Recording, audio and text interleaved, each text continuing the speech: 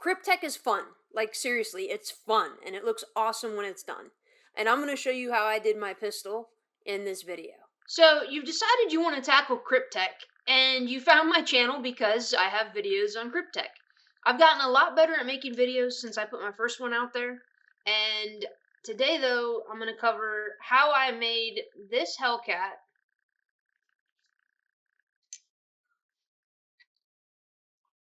look like so. I used gloss black, Corvette Yellow, and Habanero Red. So into the nitty-gritty of how to Cerakote. The first thing that I always do is all the prep. I did not film that part, but that's all outlined on Cerakote's website, and I'll link that below. But it's degrease, sandblast, gas out, then you paint. One thing that I do before I paint after all that prep is I hit it with air again to make sure that there hasn't been any particulate, be it dust in my shop. Sometimes, for whatever reason, there's still a little bit of media left in the nooks and crannies, even after all of that happens. So I always hit it with one more round of air to make sure there's absolutely nothing on the surface before I start. Then it's just time to get started with setting your fluid, setting your fan. I do, for regular application, 1 full turn of the top knob, 2 full turns of the bottom knob, and then I go. So on this project, I based it in gloss black, and then when you're looking at a slide, there's really 8 sides when it comes to Cerakoting. Every flat surface is a side, so you've got the 4 normal sides, and then you treat each corner as a side, and you do 2 complete passes, hitting each side from opposite directions. So however you start the slide, make sure you know how you're going to do that, and I always start from the top. So it's top down, turn it to the corner, bottom up, turn it to the other side, top down, all the way around. Once I'm back facing where I started from, you reset at the bottom.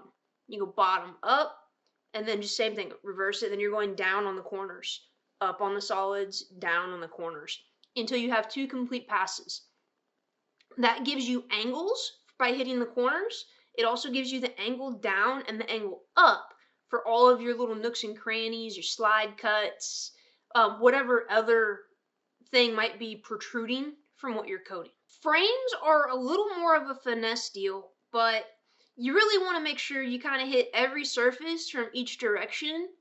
So still 2 passes each way, but how you go about that is going to be something where you get comfortable doing it. I always kind of just start kind of along one side, and I mean, you're watching it. You'll get your way of doing it. Hopefully you have some personal guns if you're just trying to learn how to do this as an applicator, and you'll get practicing. You might have to sandblast something off. Now that said, if you make a mistake, you can go to the degreaser before you put it in the oven, then you still want to blast it off again. However, if you still want to blast it, maybe you don't want to dirty up your degrease tank or your acetone or whatever, you can put it in the oven for a tack cure cycle and then blast it off, and it'll come off easier.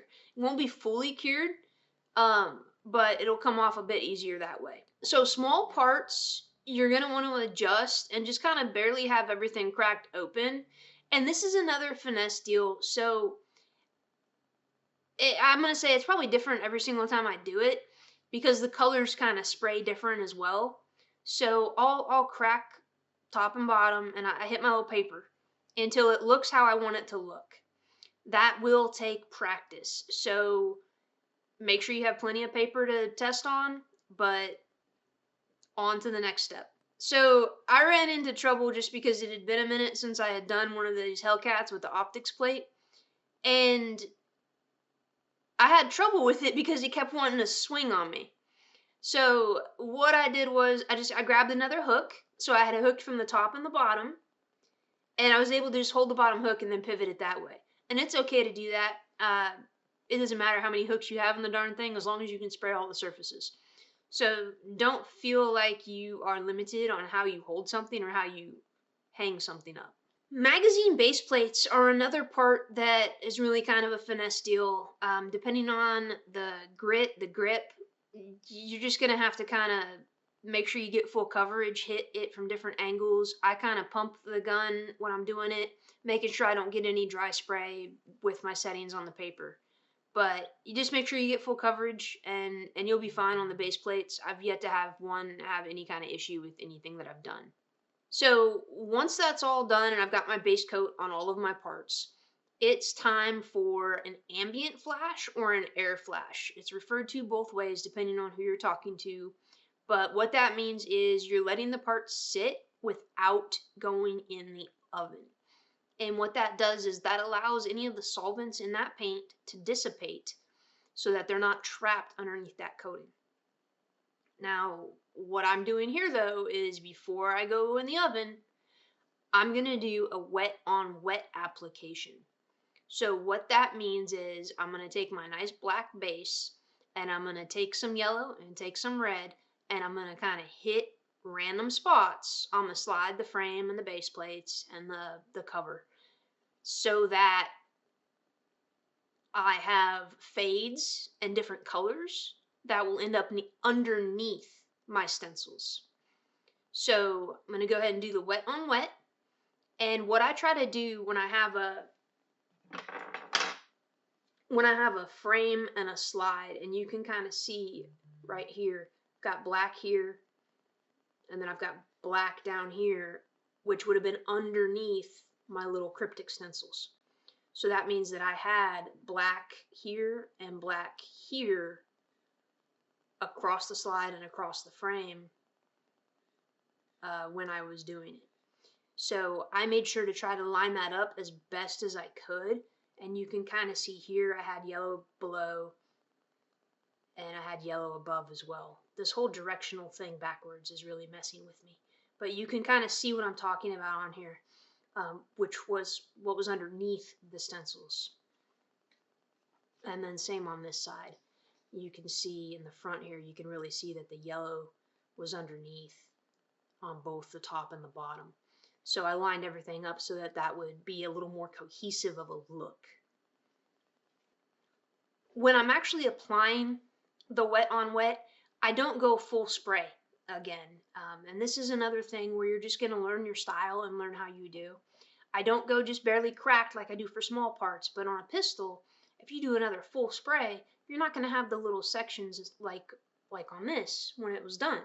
So it's really kind of important to learn your spray guns and practice.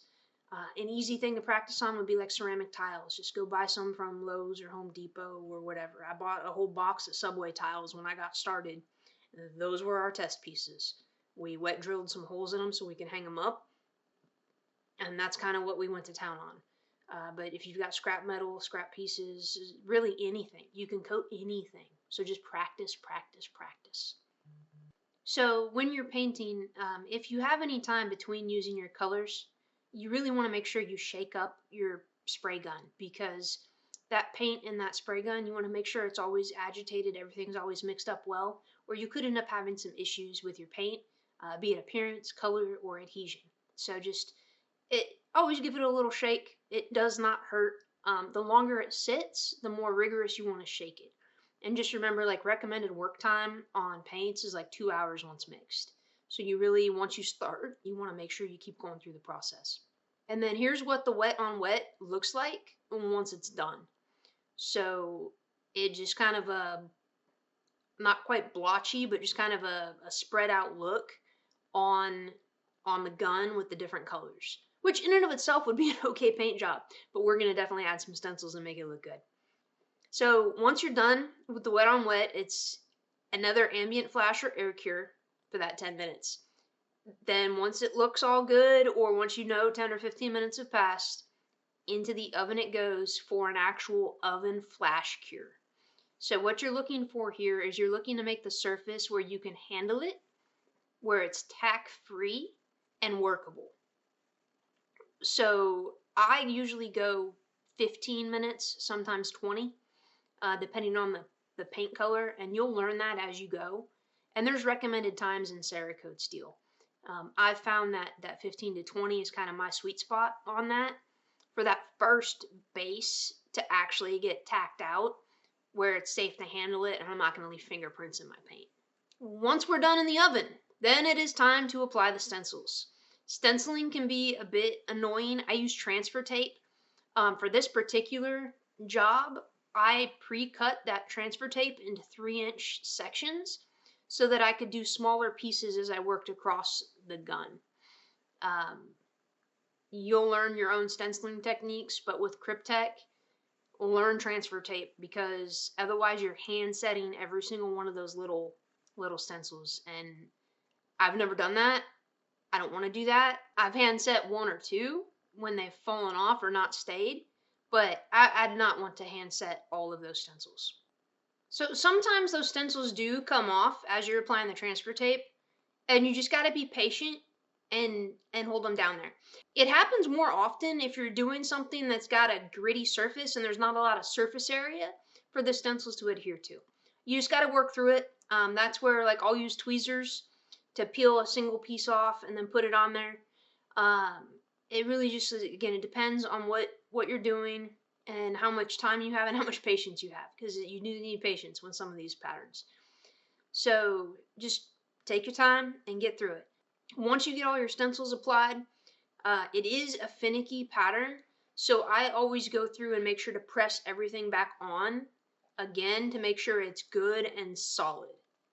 So you might want to do that, just make sure everything's nice and tight, and then back to the booth. So once your stencils are on there, you go back to your paint booth. So when you're back in the booth with the stencils, this is when you have to have imagination, because the colors you see around your stencils are what is under your stencil.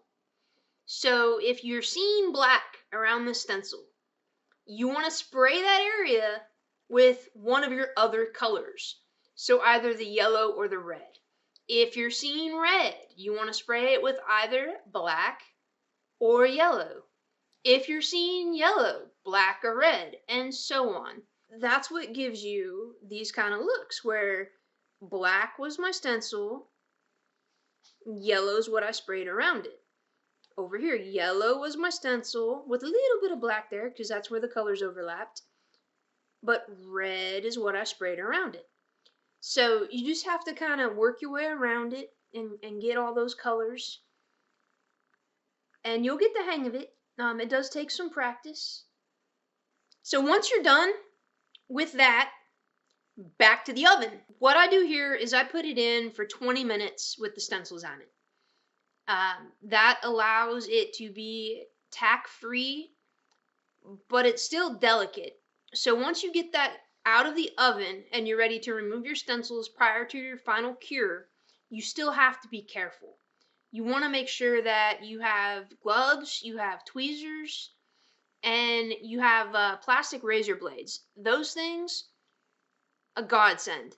I did a Louis Vuitton design for somebody before I knew about plastic razor blades. Whew, literally my cuticles bled because I was peeling all those stencils with my fingernails. So plastic razor blades will make a huge difference. You just got to be careful with your angles because you don't want to gouge into the paint. You got to be nice and gentle and just catch up the edge of that stencil. So remove all your stencils from everything and then put your pieces back in the oven for full cure at their appropriate temperature. So the appropriate temperature for polymers is going to be 180 or lower. If you're doing something weird like an optic or something, make sure you contact the manufacturer to make sure that whatever temperature you're doing it, it's not going to ruin that optic. And then for metals, you need to look at both the metal and the paint color. Some colors are not rated for above 250 degrees. They'll get some discoloration and have some issues there with color burn, usually the lighter colors. So with this having yellow in it, I cured it at 250 for 2 hours for the slide and the plate, and the optics plate. For the grip and the mag base plates, that was $180 for 2 hours. And so that's how you do Kryptek. It's not absolutely horrible. It took me longer to make and edit this video than it did to do that gun. So all in all, I think painting time, including the stenciling, might have been 2 hours of actual work time on that pistol. But I already had my vinyl cut and I already had my vinyl weeded. So that's probably at least another 30 to 60 minutes, depending on how quick your cutter is and how efficient you are at weeding the pattern. So don't let Kryptek scare you, because it's not that bad. Just jump in with both feet and have fun with it. And no matter what, when you first do it, you're gonna think it looks like crap until you get the finished product. I've yet to have one that I put in the oven with the stencil still on it that I thought was gonna look any good. And then they come out of the oven and the stencils come off and it's like, ooh, hey, okay. So just be patient and enjoy Cerakote. It's fun. It's good to be able to express creativity and support the Second Amendment at the same time. So thank you for watching. Please like, subscribe. If there's anything else you want to know about, or any other patterns you're curious about, I've got 3 more personal guns I'm going to be doing. I don't know what I'm going to do them in yet. So if it's something you've been trying to figure out how to do, drop a comment and I'll see if I put that pattern on one of my guns. So thank you for watching. See you next time.